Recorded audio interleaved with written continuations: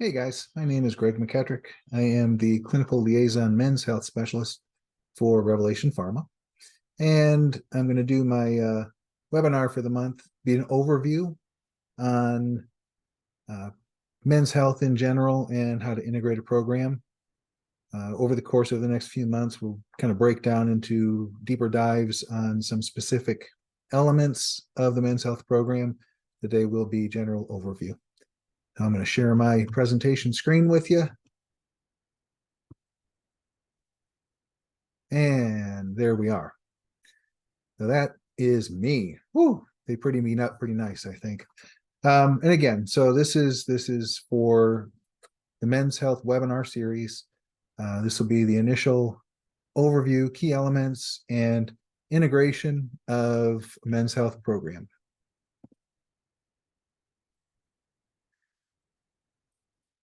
You can read the disclaimer. I'm not going to read that for you. You certainly can go back and find that later on your own time.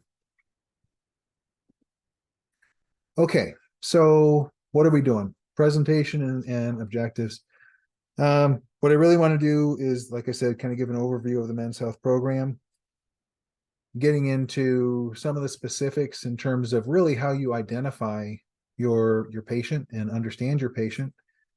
What are specific therapies that are appropriate for each individual based on their age, based on their family status.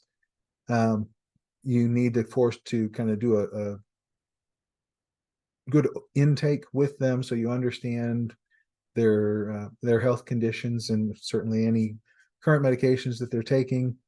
Get lab work on them if that's appropriate as well. A big thing that I always like to emphasize is make sure that you understand your patient's expectations in terms of what they're looking to get out of therapy, and kind of design their treatment plan, their options based off of that. What's the design of a men's health program? Well, certainly hormone therapy. So we're going to talk a little bit about testosterone replacement therapy, the different dosage forms, and we'll touch a little bit on the testing. We will also do a little bit more in depth on sexual dysfunction, erectile dysfunction in general, covering everything from some of the supplements that I like and that we're incorporating into Revelation store to the different therapies. So, not only the compounds, but, in addition to that, oral therapies, and then much more involved into a lot of the sublingual therapies that we work with, injections and devices, which, again, these are things that we are incorporating into our store. They are an important part of a lot of the protocols that I use in my treatment plans. And then some of the other conditions that we commonly run into with our patients, um, premature ejaculation, delayed ejaculation, anorgasmia, and Peyronie's disease. And again, some of this we're going to do kind of a basic overview on this webinar, and then we'll get into more of a deep dive on these topics in later webinars. So, first and foremost, you got to know your patient. I do a lot of consultations for ED patients, do a lot of consultations for prostate cancer patients. And one thing I will tell you is that these are some of the most intimate, personal conversations I've ever had and ever imagined. Certainly when I was in practice general pharmacy and in pharmacy school, and even beginning with compounding, the depth of conversations that we would get into as far as the real intimate details of people's lives. So you really need to make sure that when you are talking to patients, you're establishing that level of trust with them. And again, this is again probably the most intimate conversations I've ever had. So, what are we trying to do? We're trying to make sure that we have a good understanding of therapy for patients as we go through the aging process. So, what things are we commonly looking at? Again, hormone levels, they change as we go through the aging process. Increased age, decreased hormone levels. So we need to address that with our therapies. Sexual performance. Certainly with age, with different disease states, with concomitant medication therapies, due to surgeries, due to injuries, whatever the case might be, you see changes in sexual performance. So we want to keep those things in mind and address that.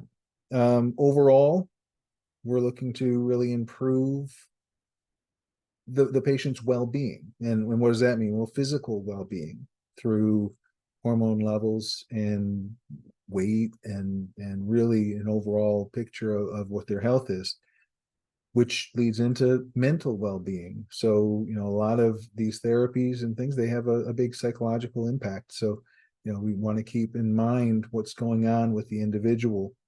And then, of course, sexual function. So some of the things that I look at when I am talking with men and during our consultations, what do we hear from our patients? And what do patients hear from media? So, I typically hear, I don't feel like I used to feel. Well, as we age, our energy level changes and your libido changes and even your self-esteem and how you feel in general interactions changes. I don't look like I used to. So again, start turning gray and losing hair, and your muscle mass and your body image changes. So, a lot of those things play in, and it can really feed into the overall, again, the well-being of the patient. Here's a big one. I can't perform like I used to. So, this comes into play so much. And, obviously a lot of the patients that we're working with, they're beyond the, 50 to 60-year range. So this is important again to really balance what their therapy is going to be off of what their expectations are. If somebody comes in and they're 65 years old and they say, I want to be 18 again, well, that's great. There's a guy named, Ponce de Leon who's looking for the fountain of youth too. So that might be a venture for you. In other words, let's really try and see what the focus is and where we need to get you. One of the things that I find very common is, when we are dealing with these patients, it's almost secondary to what they feel themselves is what's happening to them in their interpersonal relationships. I call it the cry for help. And this is when you get somebody come in and say, I'm going to lose my relationship. I can't perform. This is affecting my marriage. This is affecting my partner. We've lost all intimacy. And, these are where, these patients come in and again, this is the real intimate nature of what we're doing. So it's very important to kind of stay focused and keep in mind what these patients are asking for and what they're going through. So let's start off first talking a little bit about testosterone. What do we commonly think of with testosterone? Well, obviously energy, a lot with libido, certainly the whole body image, and I don't look like I used to, the body composition factor, but sometimes not as obvious to our patients. Mental clarity. You get into situations where you simply just don't have the thought processes that you have in the past, and that can be a big factor. So we want to make sure that, again, we understand what's going on with the individual patients. So then we get into the testing. You want to make sure, obviously, before you are initiating or making any recommendations for patients, that you have some baseline testing in place, not just for their hormone levels, but an overall, beyond that, you want to probably have LFT, a liver function test, baseline, certainly overall blood work so that you know what their hematocrit and hemoglobin's doing. And as you move through therapy, um, it's important that you are keeping track and monitoring not just what their testosterone level is, certainly, but what their other hormone levels are. Are they aromatizing, and do we really need to focus in on some adjunctive therapy to go along with the testosterone therapy? And then the differences that we're going to see, the different types of testing. So certainly from our standpoint, it makes a lot of sense for us to make recommendations like doing saliva testing. We're going to get a good free testosterone reading, especially for patients that are using the topical therapies. Serum testing, you certainly can get the free, but you're looking at a total testosterone with that for most patients. And if they're being deferred to their doctor, and this is kind of where you almost have to be, call it non-political almost, but if their doctor has a particular lab that they use all the time and they always do the same testing, work with them.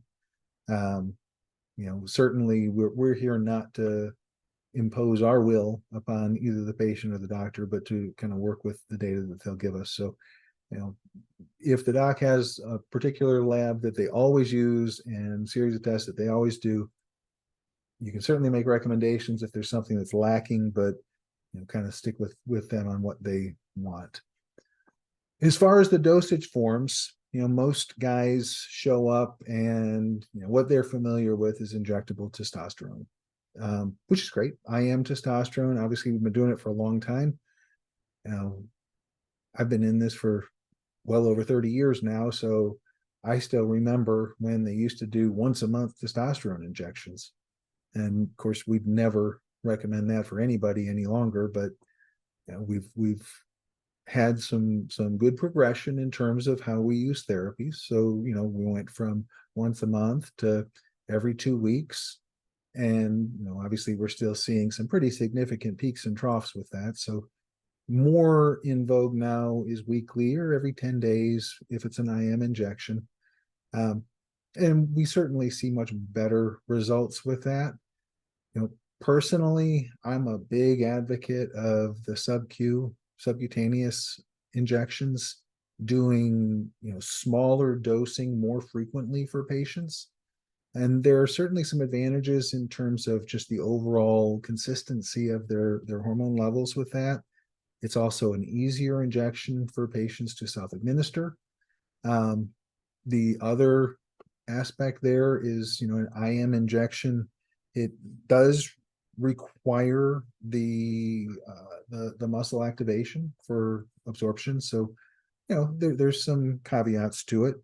But again, patients do certainly have preferences. Doctors have preferences. You certainly voice your opinion, and you can kind of play up what the positives are. Getting into other dosage forms, the topical products, and I'm a big advocate of using the compounded topical gels or creams, and there's certainly a lot of variations between the compounded and the trade products. Trade products, by their very nature, they tend not to be very concentrated. So kind of the big drawback to products like Androgel and Testum, it's always been the dose volume. So, most of those products, they say you kind of slather it onto the shoulder blades in the back simply because you need a large surface area. The advantage to what we make in terms of the compounding is we can do a much more concentrated form of that. So more discrete application areas, whether it be the upper inner bicep or the upper inner groin, and instead of 5 mLs or 5 grams of cream, using half of an ml, a lot of times even a quarter of an ml in some instances. So you run into much greater ease of application, lower chance of any transference to a partner or a child. So again, some huge benefits as far as that's concerned. Topically, you can also get into the transdermal patches. We don't compound that, but they certainly are available, and for some patients, that's a great option. Other dosage forms, pellets. Again, a lot of people love that because literally you go into the appointment and it's a once every 3 months instead of applying cream every day or doing injection anywhere from every 2 weeks to twice a week. There's some drawbacks to pellets. There's some potential for scarring and issues. The other caveat to that is once a pellet is in there, it's in there. So making dose adjustments is a little more difficult. And right now we're not offering that through Revelation, but hopefully we will again in the future. One form I really like are sublingual testosterone products, and this I don't consider for really low T or testosterone replacement therapy, but for PRN use, they're great. Sublingual troches or RDTs of testosterone, they're very rapidly absorbed, they're very rapidly metabolized. So again, more of a PRN, again, great for libido, Friday night, date night, and something where somebody doesn't need necessarily to be on TRT on a daily basis. This is something that can be used on a PRN basis very effectively. So again, has great applications, and I see a lot of advantages to it. Other things to consider. So again, talk about knowing your patient, knowing what their goals and their expectations are. So, especially with TRT, let's look at the patient's age and their lifestyle. Where are they in terms of family planning? If we've got somebody who is, and again, I always kind of use some round numbers, but under 50 and still talking about possibly fathering children, you got to be really careful in terms of any kind of a recommendation for TRT, because when you start introducing exogenous testosterone, you are going to really affect the endogenous production, the testicular production of testosterone. So what are the alternatives? Well, certainly we can use things like clomiphene. Clomiphene is great. Number one, it's not injected. So that's a huge advantage for a lot of patients. We're compounding this into a daily capsule. We actually compound it with a little bit of DHEA generally, but a daily capsule where their dose can be anywhere from 25 to 50 milligrams. It's relatively inexpensive. It works great for a lot of guys when you see folks that are, they want to get a bump in their testosterone. They're not to a point where they really have like hypogonadism, but they're just low on energy, yet they want to protect testicular function or prevent testicular atrophy. Using a product like clomiphene is really a great option. The nice thing about our product, the compounded version, well, now there's no longer a trade generic product. It's only the brand name Clomid. So our generic product actually is really super. The other option, HCG, which again, HCG, we can't compound it anymore. It's been recategorized as a biologic. So what we can dispense is Pregnil. It's a trade product, but I use it. I have dispensed that for years, and a lot of docs really like it. A lot of patients like it. And again, it can be everything from a maintenance type dosing to really more aggressive dosing in cases of testicular atrophy or hypogonadism. And both the clomiphene and the testosterone, I do sometimes advise using them as adjunct therapy with TRT, simply because it does offer a layer of protection to prevent that significant atrophy. And again, we mentioned about testing. And this is kind of a touchy subject with some docs. Depends on what kind of doctor you're working with. I'm big on therapy directed towards what the patient's outcome is going to be, what they feel, how are their symptoms improving. I hate just playing to numbers, but sometimes we have to at least keep that in mind depending on the doc. And the problem with that is depending on what kind of a doc, whether it's an endocrinologist or a urologist or a GP, generally speaking, for insurance purposes, if somebody is over 300 on their total testosterone, insurance isn't going to cover it anyhow, which really lends to us in the compounding. The other component to that is for most guys at 300, they don't feel very good. Unfortunately, we don't get baseline testosterone levels on majority of 18 to 25-year-old men. So, we don't know what testosterone level. Are they running around at 1,000 or 900, or, really what is kind of their what makes them feel good number. So if we can get these guys to a number, whether it's 500 or 700, where they really feel good and, they're getting the energy and their libido, and they're starting to see where, hey, I'm seeing some difference when I'm exercising, all those sorts of things. Again, don't play to numbers all the time. Make sure that you're focused on the patient and what their symptom and subjective findings are.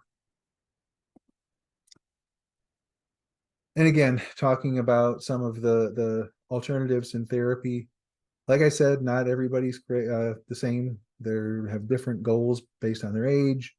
So, like I mentioned, the clomiphene, HCG, even gonadarone, we're looking at bringing that into Revelation as well, to really boost testicular function. Other components, exercise and diet.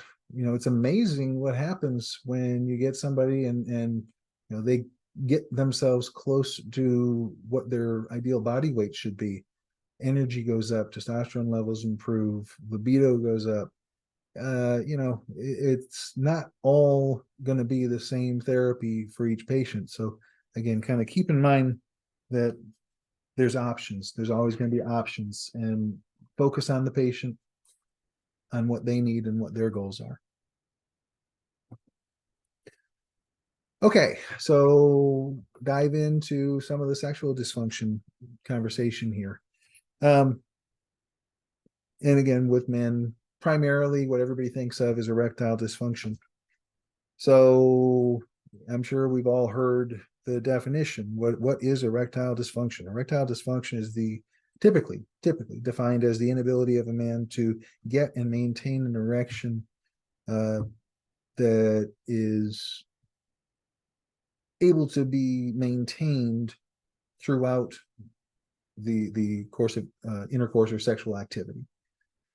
One thing that I've found is that doesn't apply to everybody, because ED has a range, and it basically is everything from, it's not quite what I want it to be, to, yeah, I can't do anything. So I use a different definition of ED, and it's basically, it's not doing what I want it to do. And I think that's a better overall description for most of our patients. So, the other important things to keep in mind are the fact that, erectile dysfunction is huge in terms of the fact that it's so closely tied to cardiac function. I've got in here on the slides, it's canary in the coal mine. That's a term. We use it because for a lot of men, ED is actually the first symptom of cardiac dysfunction. So, it's important to keep in mind, if you've got somebody showing up and they start talking about erectile dysfunction, one of your questions really should be, have you had your heart checked out? Because if they haven't, it's really on you to make that recommendation that they do follow up for that.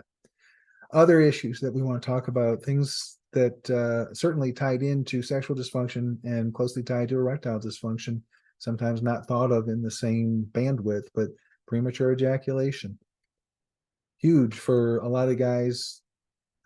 Delayed ejaculation or anorgasmia, we see an awful lot of with our patients. And, although performance anxiety can be a separate issue, it actually ties in. Really and truly, all of these feed into ED and function, and the not only the physiological but the psychological issues that accompany it. Peyronie's disease, curvature of the penis, whether that's due to an injury or it's naturally occurring, certainly something that we want to be able to look at. So, what are some of the causes of erectile dysfunction and sexual dysfunction in general? Certainly there's age, that it's a linear progression in terms of, again, hormone levels, nitric oxide production, circulatory function, all play into sexual function.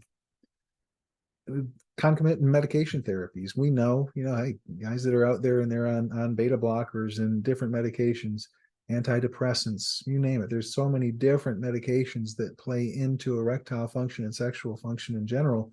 So this is also one of those really important areas. We want to make sure that we have a very, very comprehensive history on patients before we start into the deep dive of the consultation, so that we really know what we're working with.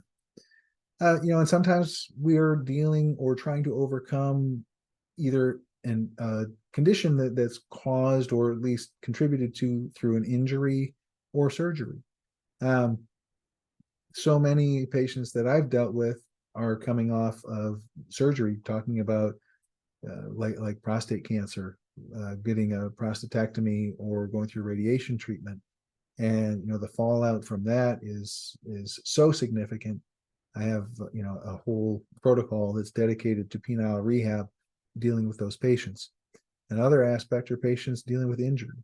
I've worked with a lot of clinics where they see a lot of patients with spinal cord injuries, and both erectile function and orgasmic function can be severely compromised due to this.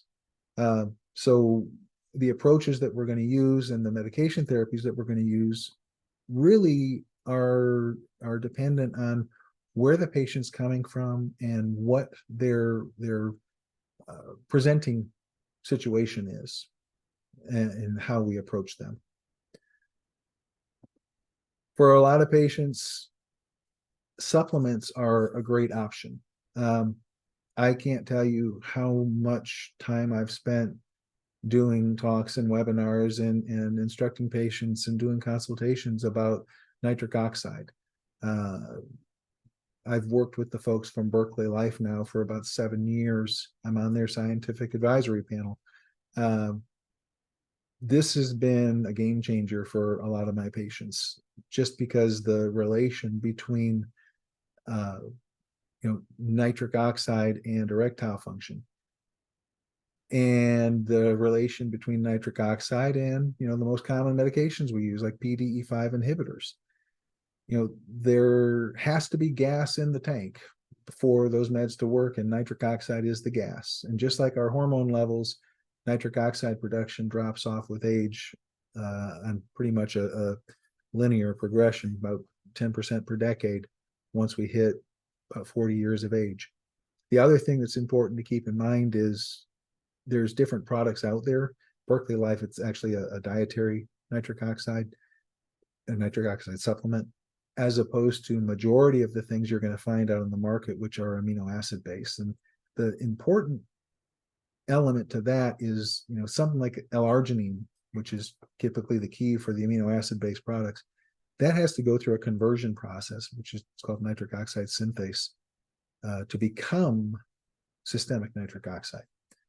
The negative to that is about the same time that our natural production of nitric oxide is really dropping off, the nitric oxide synthase, or NOS pathway, is breaking down. So the amino acid based options are great if these guys are 35 years old or younger. Gym rats love them, those pre-workout formulas. But most of the guys in our age group, or the one that I deal with predominantly, like I said, 50, 60, 70-year-old men, it's really not age appropriate for them. Another great option, using herbs and extracts. And I apologize to the younger folks here, but I predate Viagra. So yeah, before we had the blue pill, we had other options that we used, and most of them were herbs and roots. Use a lot of yohimbine and that sort of thing. And they weren't perfect, but a lot of these herbs and roots actually mimic the effects of the PDE5s in a lot of ways. So for some patients that, either they don't want to go on pharmaceutical products or they get side effects that they just can't tolerate PDE5s, using these combinations of supplements and herbs a lot of times can be a huge benefit for them. Don't rule it out. And then a lot of guys, I'll start here and gradually work my way up. I call it building block therapy. You kind of add layers as you go through, depending on their situation. So again, these are things that are going to be all available through the Rev store. Other things to keep in mind: devices. There's a reason that vacuum pumps have been around for as long as they have, and the reason is they work. It's basically a physiological process. You create a vacuum and the body fills it. So using a vacuum pump is, for a lot of men, a very efficient and reliable way of being able to get and maintain an erection for intimacy. The caveats: it's mechanical. You have to use a retention ring, which basically you can see on the image here. You've got these elastic bands that they literally fit on the end of the cylinder of the vacuum pump, and then you discharge them to the base of the penis once you have achieved an erection. The limitations to this: they restrict the blood flow. Well, obviously, they're a tourniquet to keep the blood in the penis and maintain the erection. Well, the negative side of that is there's no blood coming in. So they can be left on for 30 minutes and then they have to be removed and left off for an hour before you can redo it. In addition to intimacy, vacuum pumps are really, really good for therapy, for physical therapy. I use them for penile rehab. Patients who've had prostate cancer, patients who are longstanding diabetics, patients who have had long periods of celibacy. I can't tell you how many times I'll have patients show up and they'll start telling their story. They were married for 30 years and their spouse passed away, or they were divorced and then they were inactive for a decade. Well, what happens? You see somebody who religiously exercised and then they stopped for 10 years, their muscles atrophy. Well, the same thing happens. So when you're dealing with a long period of celibacy, you can see a lot of issues with penile atrophy, and vacuum pumps are great as a way of working with that. We do have a variety of different types of the retention rings and some really, really good lubes. The pumps themselves, they typically, they're using a basic water-based lube like a KY jelly, but we have some other lubes that are really, really nice for intimacy. A little bit more sophisticated, say, than a KY jelly, simply because of sensation and the texture of the lubes. Some of them even stimulant lubes that benefit beyond just the lubrication in increasing sensitivities. So we've gone through some of the herbal stuff and supplements and mechanical. So, okay, let's talk about the big bangers, our prescription ED medications like the PDE5s. Obviously, using the tablets is great and they're inexpensive. The downside has to do a lot of times with, interference with gastric content, delayed onset of a lot of these medications. So for PRN usage, a lot of times the tablets just aren't terribly effective. If you go out to dinner and try and take a Viagra after that, you pretty much just wasted it due to the fact of the interference with absorption due to stomach content. Tadalafil, same kind of a thing, even worse in some cases, not necessarily just because of stomach content, but just delayed onset. Can't tell you how many guys I've talked to who come back complaining because they took their Cialis at 9 or 10 o'clock at night and really didn't get any effect, but they woke up at 4 o'clock in the morning with an erection. And that's not uncommon. So, tablets by their nature, they take a long time to get absorbed. You also deal with the fact that they go through first pass metabolism. So you literally lose a third of that medication prior to it getting to the bloodstream. So, great option. PRN use, using the PDE5, whether it's in the troche or the RDTs, or The new thing that we're looking at are the strips, the oral strips dissolving. Great because it bypasses the gut. Absorption is 3 to 4 times as fast as a tablet. Bioavailability is higher. Again, doesn't matter if you've gone out to dinner. So really a much better option for PRN use. Daily use, I still like daily use tadalafil tablets. I think they're great. They're inexpensive, but for the PRN stuff, the sublingual versions are just much better. The other option with the combinations, or sorry, the other option with the compounding is the combination of these. So, we can put different PDE5s together, and there's huge advantages to this. Number one, first and most obvious, the individual drug, they do affect receptors slightly different. There's also big differences in terms of onset of action and duration of action with these. So you can combine these to really kind of customize the effect for the patient. We came out and started using the combination sildenafil tadalafil together, and boy, you get that rapid onset of the sildenafil, but then that tadalafil carries off into the next day. So we kind of jokingly call them the weekenders or now and laters for guys. For others, they have problems with sildenafil, with the side effects. They just can't tolerate it. So if they want a combination, you can do the tadalafil vardenafil. The vardenafil, again, more rapid acting. Tadalafil, the long acting. A lot of the more selective PDE5s don't have quite as high of a side effect rate. And so as you get past the first generation sildenafil, you can see some benefits without having the problems.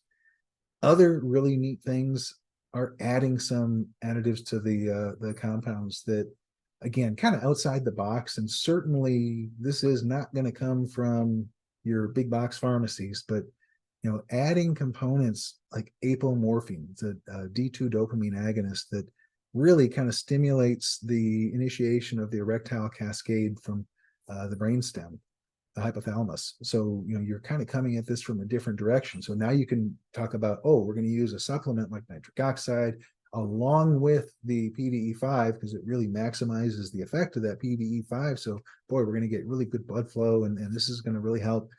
But here we get from the CNS, we're going to stimulate the actual initiative of the erectile function. Or oxytocin. Again, let's hit it from the emotional and the sensitivity and the libido side of things.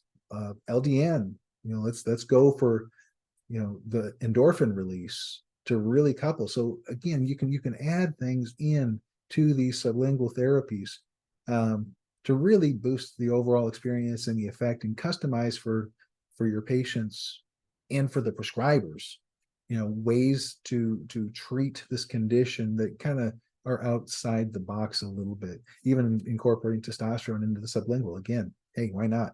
It's a great alternative. Penile injections. So, obviously commercially, there's Edex and Caverject, which are your prostaglandin and prostadil injections. They're actually nice for some guys. They work well. They're easy to travel with because they're not pre-mixed. The negative is they're super, super expensive. So, that's typically the downside to it. Our compounded versions, whether it's the straight PG1 or the combination bimix, like with Pavrin and phentolamine, get into the trimixes or quad mixes, incorporating atropine in there, even in some cases, some lidocaine. We will go into much deeper dive on the injections as we kind of progress through these modules, but I just wanted to kind of give you this graphic. Hopefully you guys all saw the old commercials about this is your brain, and they show you an egg and then they crack it and they put it in the frying pan and this is your brain on drugs. Well, this is Greg's brain every time he talks to a patient about penile injections. Just talking about the progression and how we really work patients and prescribers through this process to find formulations that are appropriate for the patient. Are we dealing with someone who responds well to straight prostaglandin, but they don't get enough duration? or someone who can't tolerate prostaglandin because of the discomfort. Are we talking to somebody that, we have to add some of these additional ingredients like the atropine or lidocaine? So this is a very simplified version of a flow chart that, like I said, I go through in my head when I am working with patients, and when doctors call up and they say, hey, I've tried a standard trimix with this guy and I'm getting XYZ results. What can you recommend for me?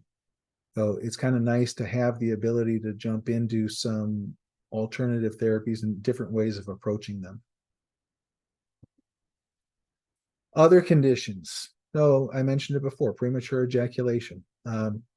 The standard definitions with this for average performance factors, what is the expectation for duration of intercourse prior to climax? From penetration to climax, it's generally 3 to 5 minutes. A lot of folks are kind of conditioned to think that, if you're not holding out for an hour, you're really not doing it right. But in all reality, if you're lasting 3 to 5 minutes, that's really on the average. So what is premature ejaculation? Well, anything from, at the moment of penetration up to just up to a minute really is defined as premature ejaculation. And this can be caused by a lot of different factors, psychological factors, conditioning, which again we'll kind of get into more of these topics. But sometimes men actually train themselves through masturbation to be predisposed to premature ejaculation. Treatments range from behavior modification, which again, kind of conditioning yourself through manual manipulation and edging to hold off on climax, through different medications. Using, a lot of times we'll use the antidepressants. SSRIs are very commonly used, but also medications like clomipramine can be taken, and they've been shown to really kind of retard the ejaculatory effect.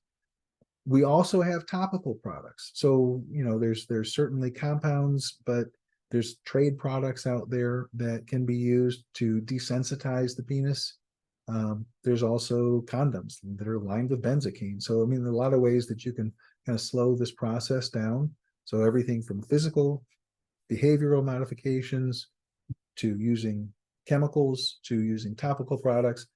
But we can also lean on our kind of standard ED meds, like the PDE5s.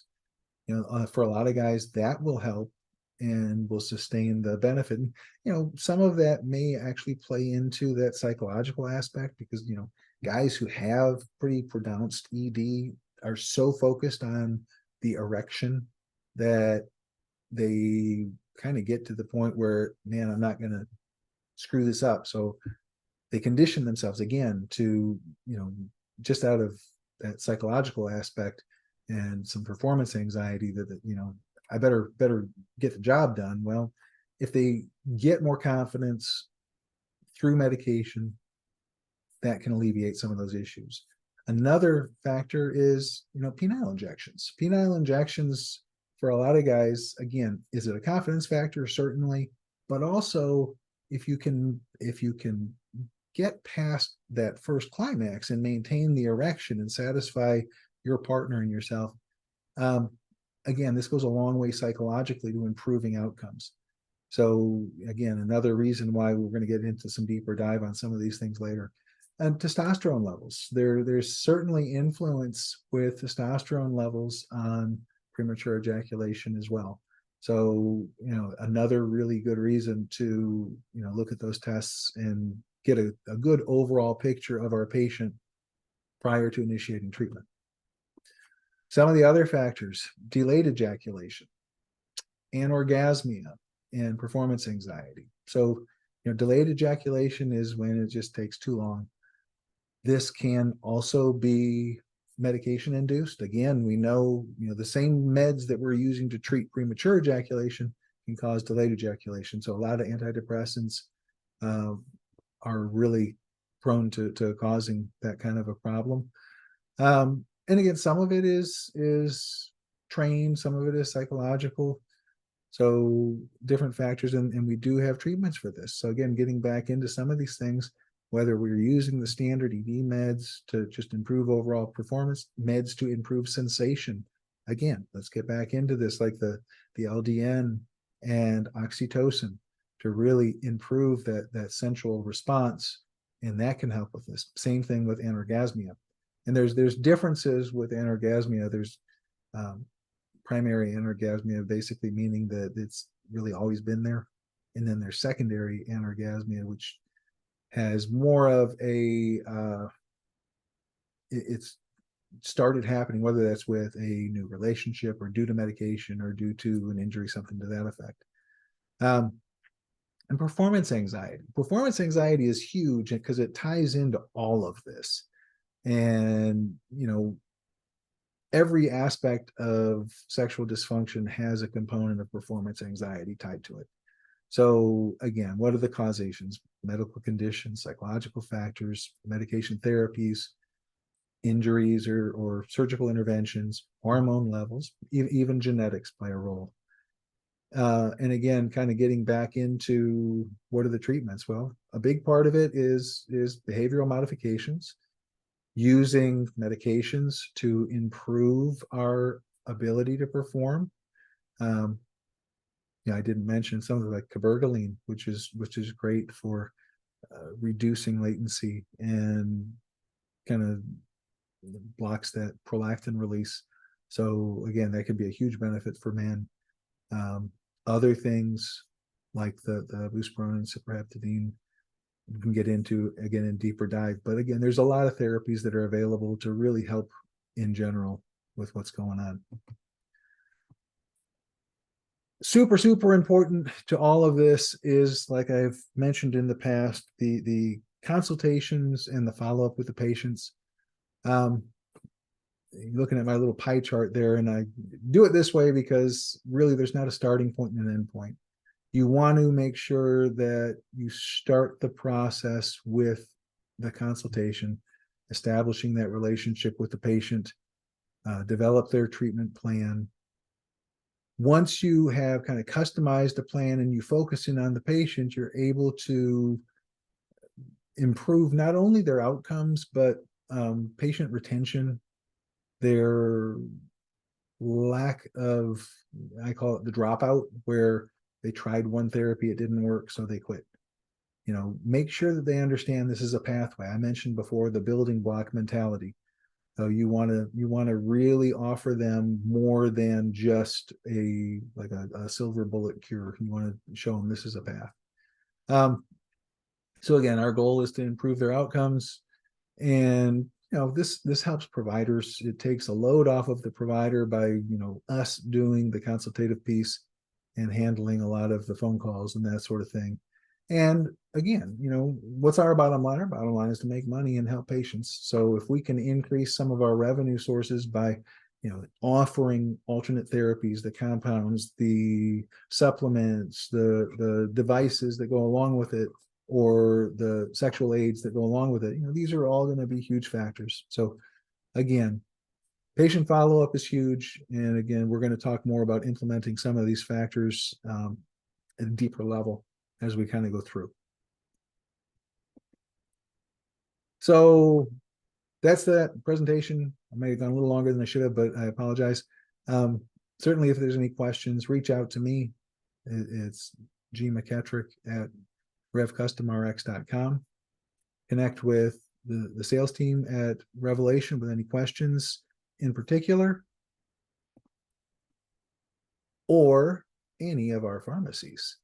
Thank you so much for your time, and I really appreciate you letting me do this. This is a great privilege for me, and I really look forward to the next go round. So enjoy and shoot any questions my way. Thanks so much.